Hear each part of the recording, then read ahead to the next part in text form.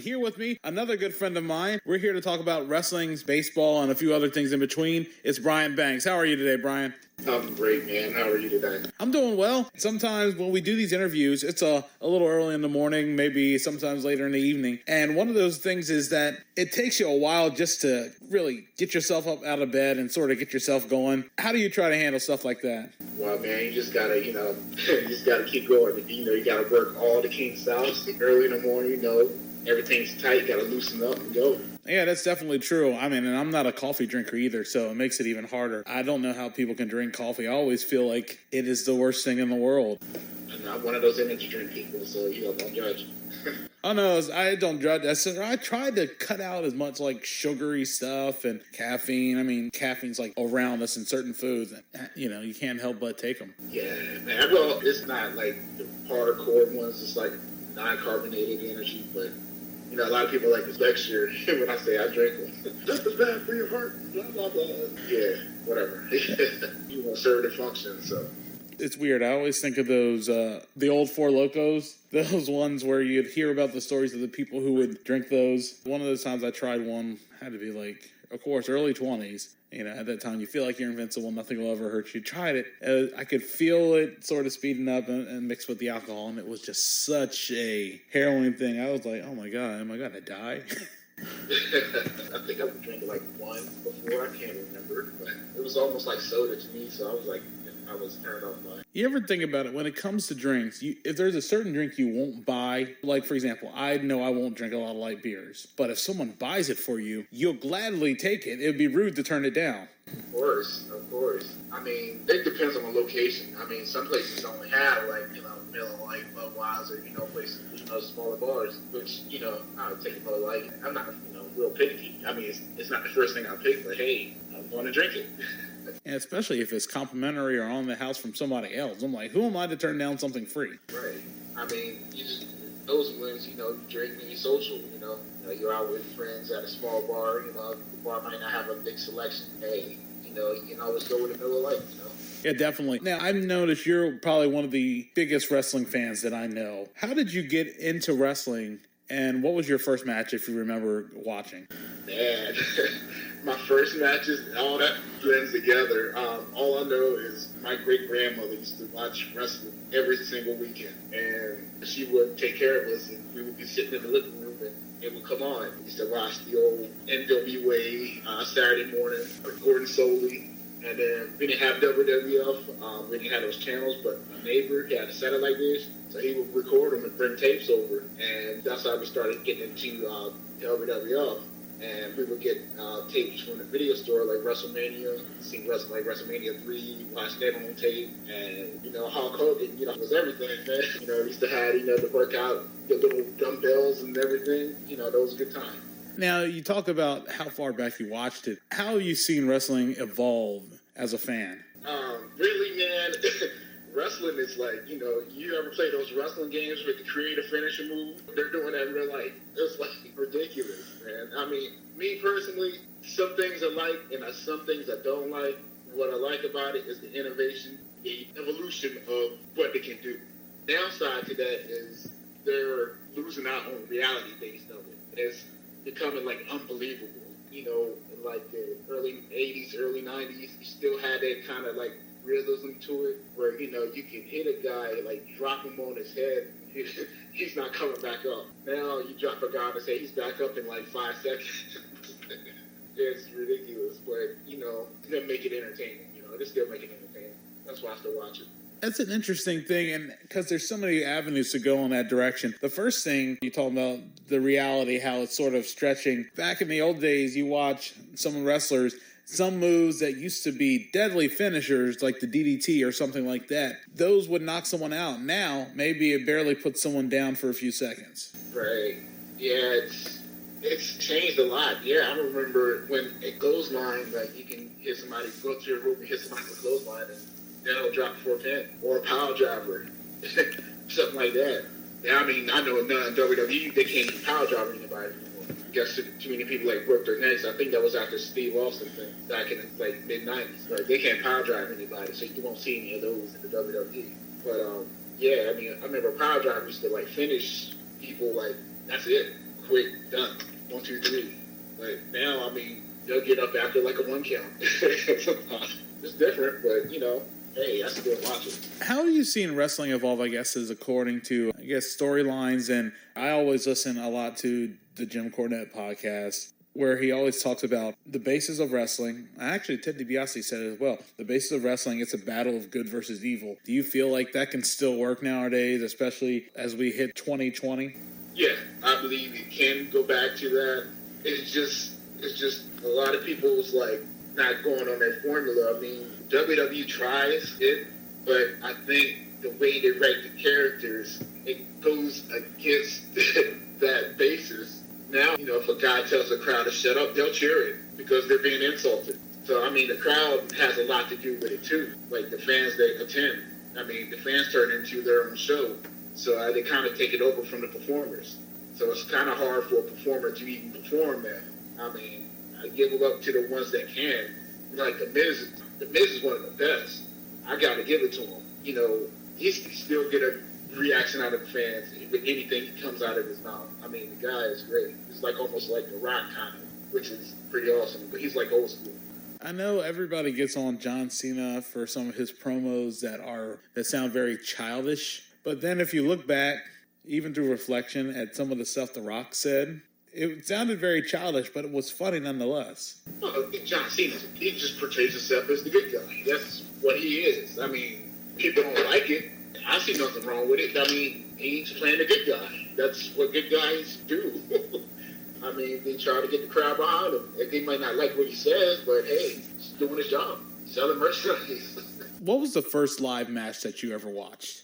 Live? Oh, man. Jeez. I want to say it was a WCW show at the Civic Center, by Comico Ethan Civic Center, Salisbury. The main event was scheduled to be Lex Luger and Sting versus Nikita Koloff and Ric Flair, but Sting didn't show up, and they turned it to Lex Luger versus Ric Flair, and then the Horsemen came out and like jumped Lex Luger, and then Elegante came out, so it was like in the early 90s. That was the first show I remember. It's just crazy how going out there, seeing everything live, it's just such a different thing than seeing it on TV. Right. I love seeing something like a lot of wrestling live because, I mean, it's something about seeing a show live that tops ever watching it on TV. I mean, you can hear, the impact of blows, you can hear people reactions in the crowd. I think that's one of the most hilarious things, too, is hearing people's reactions. Now, you were mentioning commentary. Do you feel that commentary can really impact a match? Oh, absolutely. Yeah, like WWE. I mean, it's got a big hole to fill, basically. It's just like Jim Ross and Jerry Lawler, though, because those two, they were both complementary to one another in so ways. I mean, basically, JR could set it up and then King could knock it out, and then vice versa. Now, they're trying. I mean, but it's just not the same. Yeah, I feel like, call me hokey, but I love Vince calling matches. It seemed so over the top. Yeah, he was really into it.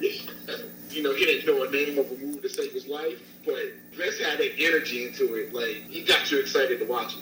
That's a big maneuver right there.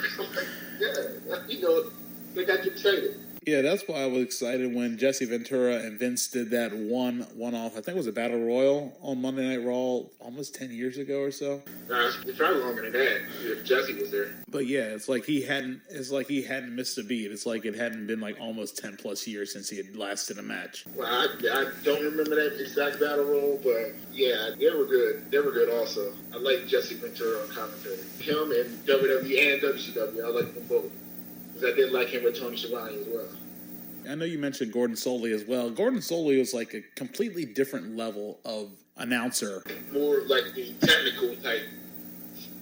We'll call it like he sees it. Like, yeah, he knew the moves. He knew like what was going on. Yeah, nobody does it like Gordon did. So. And I also like the way he said Ronnie Garvin and things like that. And he said suplex instead of suplex. And I can see it because I think the X is supposed to be silent, or it's French, something like that. How did you evolve, I guess, going to watching some of the different matches like CZW and some of the other things like that? I feel like was it a gradual transition going to the more, I guess, realistic hardcore matches? Well, I mean, I watched ECW and I also watched FMW way before I watched CZW. So, I mean, I had an idea of what was going to happen when I went to a CZW show. I used to watch those FMW tapes. They bought them out when ECW was, promoting them, and then, their wrestlers were wrestling on their shows. I started, trying to find those tapes, DVDs, like FMW, and, I started watching them and watching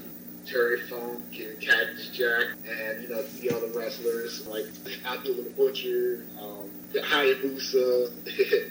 See, they had different kinds of wrestlers on there, too. They had the High Flyers, also like Jinsei Shinzaki, who was also Haikushi in WWE. He was there. They had different types of styles and different types of matches as well. Wasn't all blood and guts, but, they had that fair amount of them. How have you seen wrestling evolve over, I guess, 25 years of being a fan? Probably more than that. It's like crazy, over-the-top characters that you dreamt of when I was a kid. It's actually coming to life now as an adult. It's pretty wild, man. You would play those WWE SmackDown games where you create the finisher. I think I mentioned that earlier, but it's ridiculous, man. If you were a wrestler, what would your finishing move been?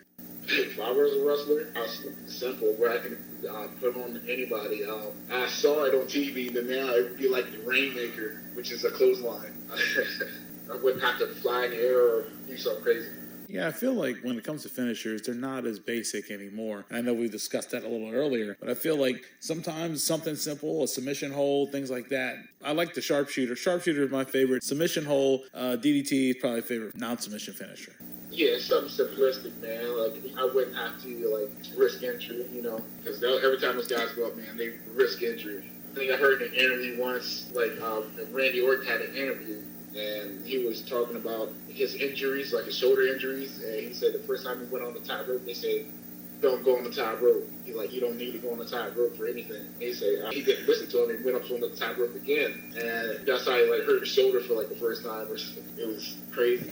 Like to keep it simple, man. Just like a running kick, or like a same thing's haluva kick in the corner. He can put it on anybody. Just run and kick you in the face. Now, of course, being a wrestling fan growing up, you probably had to hear it like everybody else tell you, oh, it's fake. And I mean, how did you have to deal with that? I always told people, well, Die Hard is not based on a true story. Yeah, I mean, it annoys me. And I think people just want to make that point to annoy you just because you say you're a wrestling fan. But it is kind of annoying. But I mean, I was like Real Housewives of City A and B. I mean, they're not real either, but you guys watch that. All these reality shows, I use that loosely in parentheses. They're scripted also. At least wrestling has physicality to it, like actual combat is like a scripted combat sport. I mean, it's still a sport, but it does have a script to it. There are actors. And the influences wrestling has had on a lot of popular culture. I mean, it's influenced boxing. Muhammad Ali was a big fan of Gorgeous George, and he used every bit of that in his promos against other boxers. Was that the promo when he slapped me in the face? He used it all the time. He always talked about how pretty he was and things like that. Because I know there was one interview I saw where the reporter came up. He was like, "How do you like doing that fake stuff?" He was like, "Fake," and he slapped the reporter. He was like, "Is that fake?" Oh, the B. Brian Blair one. Oh my God, yeah, I remember that one. Yeah, like I said, they're trained, so you know how to not hurt yourself badly, and you're trusting someone. Yeah, they're trained to fall. You're trained to not actually knock out the person that you're fighting. You learn how to throw a blow, and you're a trained professional in there once you get in there. Are you a fan of Japanese wrestling? I know it's a little more stiffer than what you'd see in America. I like watching New Japan. I mean, I'm new into getting into New Japan, so I couldn't really tell you about what happened back in the day. I mean, I've seen a few matches a long time ago, but yeah, I'm really just, getting into it in the past 3 or 4 years now. I really enjoy the product. It's really different. It's like taking it back to old school a little bit, like what they used to do in the 80s. But now they're blending in the new guys with the new styles. Like, they're bringing in a lot of American and British guys, and they're putting their own styles into it also. With, the American independent style and the English wrestling, like the ground wrestling. They're bringing a lot of that over to Japan now, which fans love now. because their fans are like big into like indie wrestling and British wrestling. They know the products, so they know the people when they come over already. And you hear of some of those guys, I mean, especially some of the older guys, old school guys, they go off to Japan, and it's like a completely different thing. When you see Hulk Hogan wrestle in Japan, he's a completely different wrestler. Those are pretty cool to watch him wrestle over there. I was like, wow, he's really going. I didn't know he had it in him. But I can understand why he wrestled the way he did here in America, because, he's doing it a number of times a year, and because in Japan you don't wrestle as frequently. So, I mean, if you do a hard like that every single night on a U.S. schedule, you won't last long.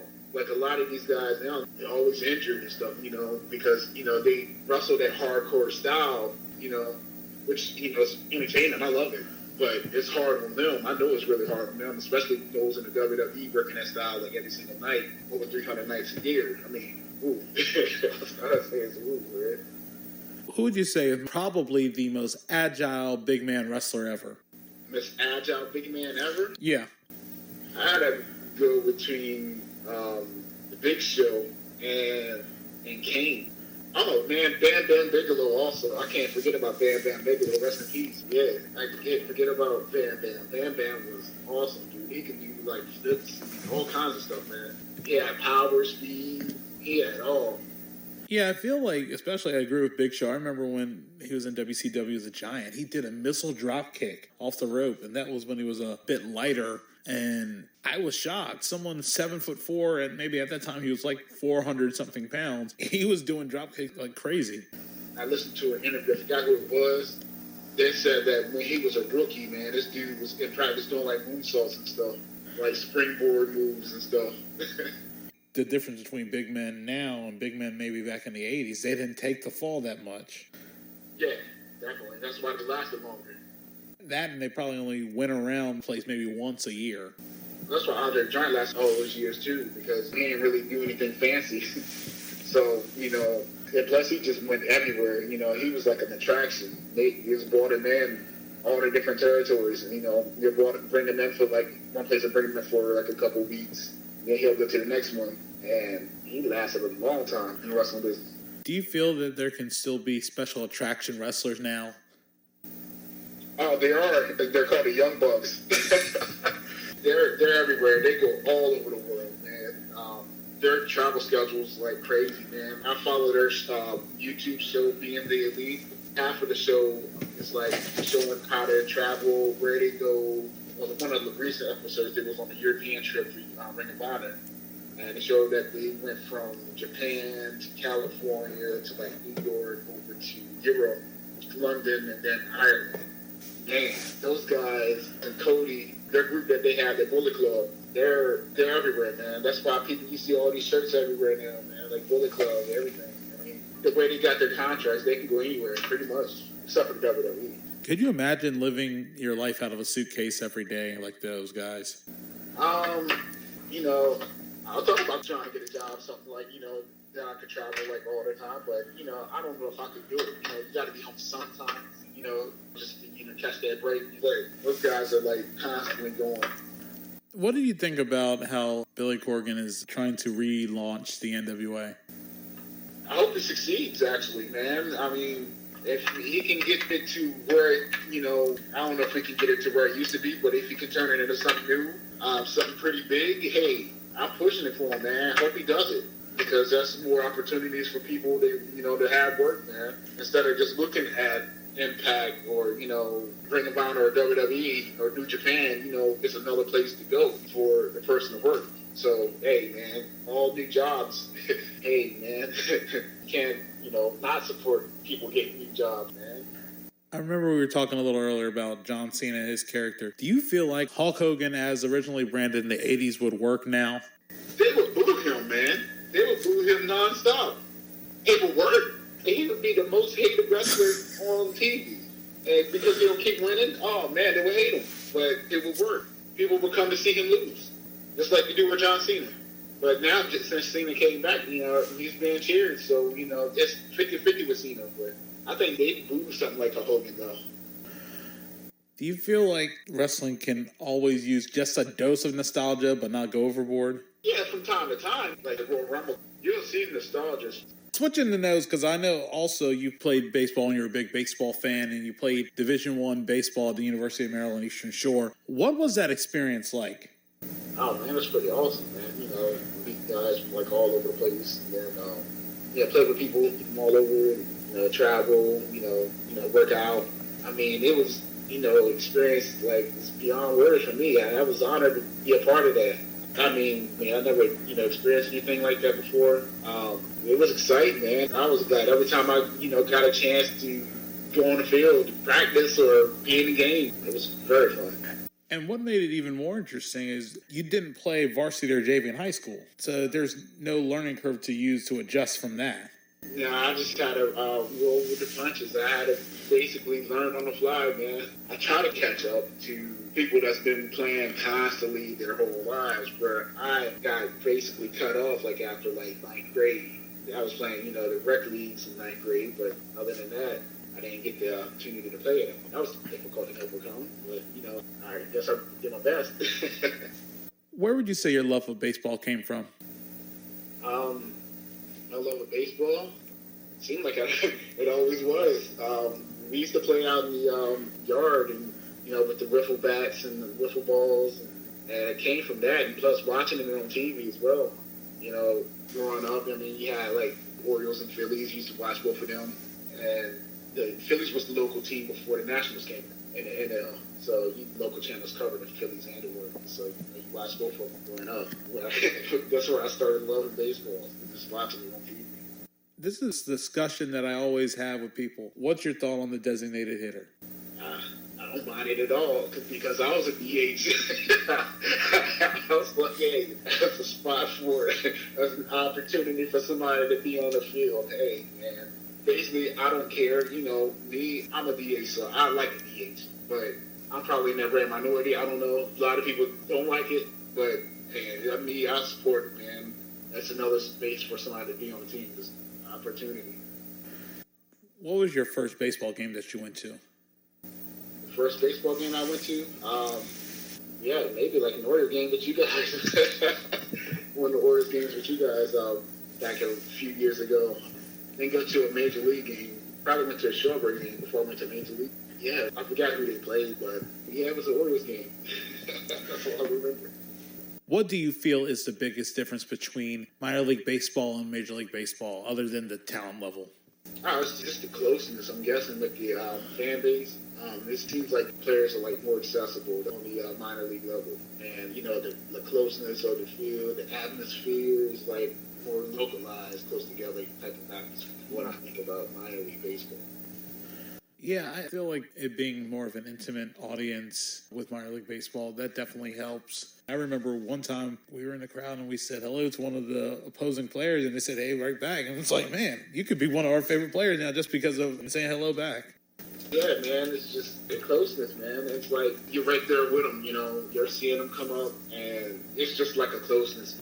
What is the sporting event that you would love to see before you die? WrestleMania.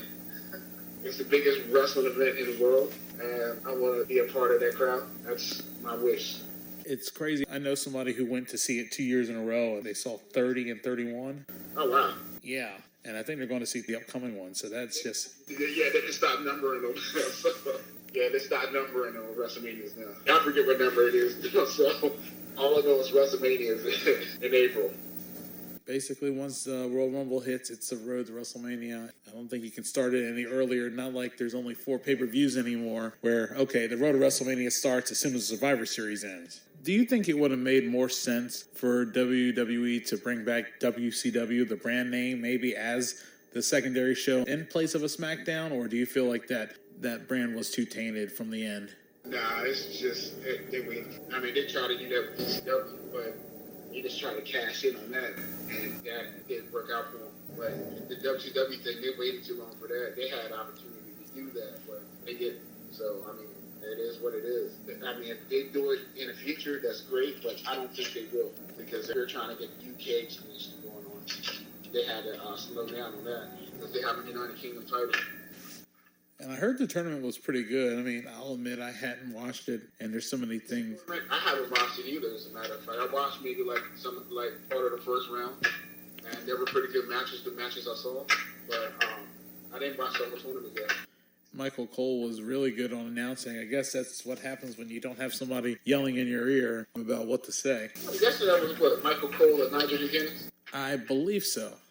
Yeah. I feel like I'm so out of the loop all the times, and I have the subscription to the WWE Network. I'll admit, most of the times I watch the old stuff. Yeah, I mean, because I like Nigel with Mauro Ranallo in NXT. What did you think of the NXT War Games? The match itself was good. I liked the match. At the same time, I just didn't like the three-team concept. I didn't like that at all. I know they try to put their own spin on it, but I know WCW did something like that a long time ago. But I like the fact that they could pin in it. That was cool. That part I was cool with. But them having three teams, it was just too much. You know, I thought it would go like with two teams at first. It was a good match. I enjoyed it. Yeah, I always feel like the War Games, whether it was 5-on-5 or 4-on-4, if you modified it now, it would be great for a Survivor Series main event. Yeah, and no at the same time. I mean, because you're taking away seats. So that's going to jack prices up for that event. So, I mean, you're taking away seats then, and I think they're all about those attendance numbers. Yeah, it doesn't seem like they're all about the pay-per-view numbers. Got to get your money some way. Yeah. Well, they get most of their money through advertising. That's why you won't see, like, stuff that's on the attitude, or you won't see that. Yeah. I feel like even in an environment where you can't go ridiculously adult, you can still find the happy medium of giving them storylines that could be entertaining. I feel like 1994 in WWF, there were a lot of great storylines. There was the Hart feud, and that was probably one of the best feuds during that time. Definitely, you talking like right before the Attitude Era? Yeah, like post-Hogan, right after Hogan left for WCW, up to 96. Yeah, Red and Owen, I love watching that, you know, because I was an Owen Hart fan. Yeah, I was an Owen Hart fan coming up, man. I enjoyed, like, what he did in the ring. He had, like, a blend of all the styles. He had Lucha Libre, he had, you know, the Japanese style. He combined it all with, you know, actual ground wrestling. He could do it all, like high flying, technical. He can do all that. There's always a belief that maybe Owen Hart would have been a champion if not his untimely passing. Definitely would have. He probably would have went to WCW, most likely after his contract was over. But, you know, then he probably would have came back. Then that's what he probably would have been the champion. But, yeah, man, I mean, it's just a shame, man. We never got to see that. What's more interesting is I feel like, just looking back, some of the guys that could have been potential champions in the 90s could easily outshine some of the talent today, which is an unfortunate thing. Again, relying on somebody from 25 years ago might not work out the best now. Yeah, it's pro and con because the wrestlers, a lot of the wrestlers, they are better, like, in the ring performance, you know what I'm saying? Like, they can go in the ring, they can go hardcore every single night, you know, and put on a good match. Back in the day, they had the better characters, you know what I mean? It balances each other out. You know, if the wrestlers from yesterday could wrestle like the guys of today, yeah, you would have champions all over the place. But if those guys from today had, you know, the character and knew how to, you know, do like the guys like yesteryear could do, you know, how to talk on the mic, how they address the crowd, how they interact with people, you will see more and more people become bigger stars than you see now. It seems like guys can get in, but they can't go to the top. You'll see certain guys, like Kevin Owens, you know, he has, like, the attitude, and he can also wrestle in the ring. Also, you'll have a guy like Sami Zayn, which, I like Sami Zayn. He's a real good wrestler, but his character is not there yet. I do like him with Kevin Owens right now. I'm not sure if you watch the current product, but, you know, they put them together after having them fight each other for, like, all this long time. They put them together as a team, which, you know, it's entertaining. Do you feel that if there were a territory system now, some of these younger wrestlers would benefit from it? Well, I mean, if you look at wrestling, they pretty much do. All the companies, all the indies that's out there, I mean, you got to, like, pop up, like, almost every state, bro. You know what I mean? You can probably find work, like, every single week. The thing is, I guess, getting your name out there and, you know, trying to make that initial big contract one of the big companies. And then, you know, of course, that's when you can charge more for indie fees, you know. Then you can start, you know, living on the indies, you know, get your name, as some people know your name, you can get more work. Yeah, I feel like that, for example, in the old days, it's like what works in Portland might not work as well in Florida, or a gimmick that you pick up in North Carolina might not work in Minnesota, New York, something like that. Yeah, but now it's not really, the fans look almost the same now. It's not really separated like it was. Everybody wrestles pretty much a similar style. Like, you got, the fans kind of want the same thing. Like, you really think about it. I mean, they take from what's popular. All right, what's on WWE? All right, how can we do that a little differently? They're still doing it, but they're going to do it differently. Yeah, I mean, like the East Coast is like more hardcore wrestling. In California, they're doing the same thing. They had the hardcore wrestlers, the ground wrestling, the technical, type of thing. That's big in the East Coast, like the Northeast, like Minnesota, the side was back in the day. Now, like California, they got like the Lucha Libre, they got PWG, which has everything in it, like the comedy wrestling, the joke wrestling, technical wrestling. They got half line, they got brawls, they got everything in there. And that's like a whole show by itself. That's like, got celebrities and stuff going there. It's like a celebrity hangout spot now. That's why I heard the ticket prices are ridiculous to get to that little tiny place. I would love to go there once too, but I don't know about being in that high place, sweating it up with a bunch of dudes up in there. As we wrap up this edition, I want to let people know that we'll be doing this about once a month, talking wrestling, talking a little bit of baseball as well, or talking baseball, talking a little bit of wrestling, depending on really what's going on. And I do appreciate you being a part and taking time to be a part of this interview. I look forward to doing this a lot more as the year progresses. Oh, yeah, the pleasure's all mine, man. And as often as you like, I'm here. I'm available. Yeah, I look forward to the rest.